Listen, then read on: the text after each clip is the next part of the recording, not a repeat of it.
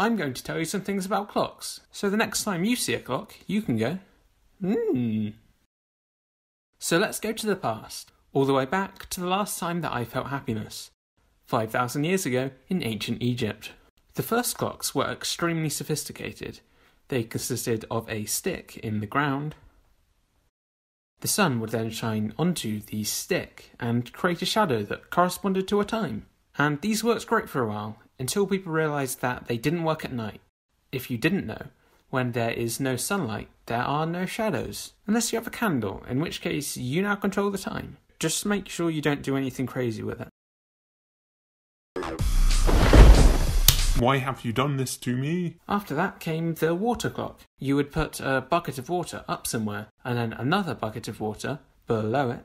And when the water would trickle down, it would reach different markings that would show how much time had passed. This device had a few issues though. 1. Sun evaporates water, so you can't use it when it's warm. 2. You can spill the water. And 3. Sometimes you get thirsty. Meanwhile, in China, incense clocks were used.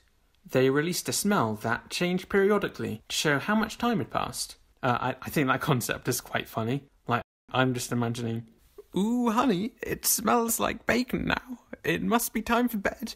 Before everyone could have access to their own clocks, time was announced at midday by the firing of a cannon, which seems impractical and not to mention dangerous because pendulum clocks were also made and were the most accurate clocks made so far, but they still had an issue. They wouldn't work at sea because boats would rock and mess up the rhythm of the swinging pendulum. This was a big problem because boat people need to be able to measure time accurately to calculate where they are. And if you get lost at sea, you might end up crashing into a rock or a new island, which could lead to you game-ending all the natives. Eventually, people came up with clocks that work on boats. For example, the quartz clock, where electricity flows through and makes the quartz crystal inside the clock wobble. This wobbling happens very consistently, so it is great for precisely counting time. This brings us to the most accurate clock that we have so far, the atomic clock. I had a part here where I explained how atomic clocks work, but it was really boring, so I cut it.